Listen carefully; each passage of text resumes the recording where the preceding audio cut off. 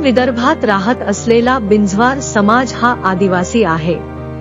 तर दुरीकडे महाराष्ट्र राज्याची निर्मिती होण्याआधी भंडारा, गोंदिया, नागपूर, चंद्रपूर हे जिल्हे मध्य प्रदेशातील CPR बेरारच्या भागात मोडत होते।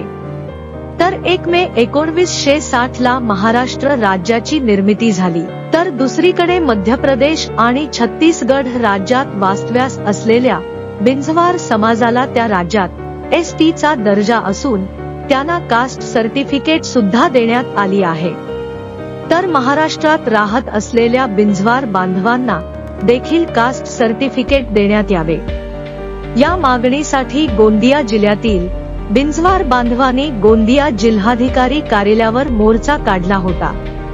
तर महाराष्ट्रातील बिंजवार हाच इंजवार आहे, त्यामुळे सरकारने आंदोलनाची दखल घेतली नाही।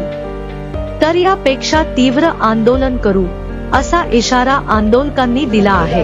हा जो मोर्चा आहे हा आमच्या संविधानिक हक्कासाठी आहे। डॉक्टर बाबासाहेब आंबेडकरांनी लिहून दिलेल्या संविधानामध्ये जी तरतूद केली होती आदिवासी लोकांसाठी, त्या आदिवासीच्या गॅजेटमध्ये आमची जात जी आहे 10व्या नंबरवर आहे।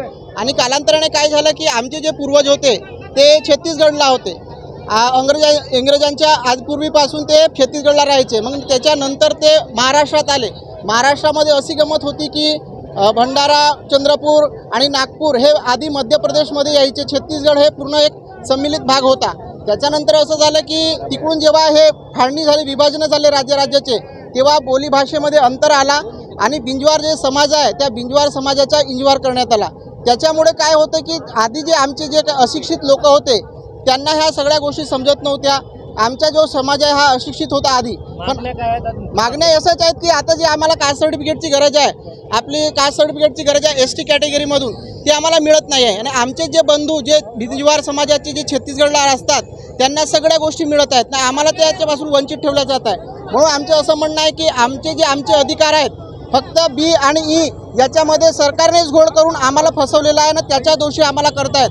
म्हणून आमची अशी मागणी आहे की आम्हाला ST कॅटेगरीतून कास्ट सर्टिफिकेट मिळावं व व्हॅलिडिटी सुद्धा मिळावी, कारण आमच्यावर खूप अन्याय होत आहेत। आम्ही आता जिल्हाधिकारी जे सर आहेत आपले कलेक्टर साहेब त्यांना आम्ही निवेदन द्यायला चाललेलो आहे आणि आमच्यासोबत हे सगळे संख्याबळ आहे। आम्ही थोडक्यातच संख्याबळ आम्ही घेऊन चाललेलो आहे।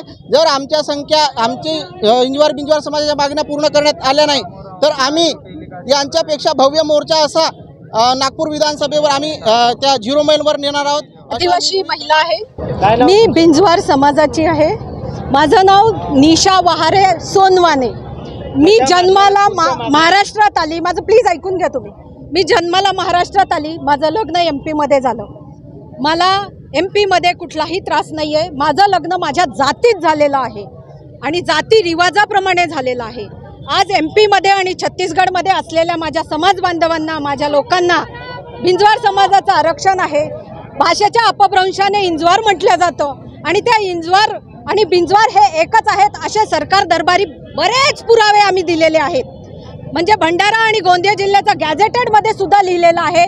रसेलनी म्हटलेलं आहे, इंग्रजांनी म्हटलेलं आहे की इंजवार और बिंजवार एक आहे आणि एक असून सुद्धा हे आमच्यावर आज 75 वर्ष आपल्या स्वातंत्र्याला झालेलं आहे तरी ते अन्याय करतात आणि व्हॅलिडिटी देत नाही, कास्ट सर्टिफिकेट देत नाहीये।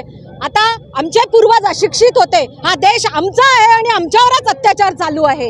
इंजवार बिंजवार एक असून सुद्धा आजकाल एवढ्यात जास्त त्रास द्यायला सुरुवात केलेली आहे सरकारने। मुख्य मागण्या हे आहे की आदिवासी बिंजवार हेच इंजवार आहेत। महाराष्ट्र MP छत्तीसगड वेगळं झाल्यामुळे काय लोक बदलतात का? आम्ही बॉर्डरवर असतो म्हणून आमच्यावर हा अन्याय होत आहे। आमचं आरक्षण आहे, आम्हाला फक्त इंजवार बाजूला लावून पाहिजे आहे। आमची केस सेंट्रल गव्हर्नमेंट मध्ये गेलेली आहे, आज याला कितीतरी वर्ष झालेले आहे आणि ही मागणी महाराष्ट्र सरकार गव्हर्नमेंटला पाठवत नाहीये।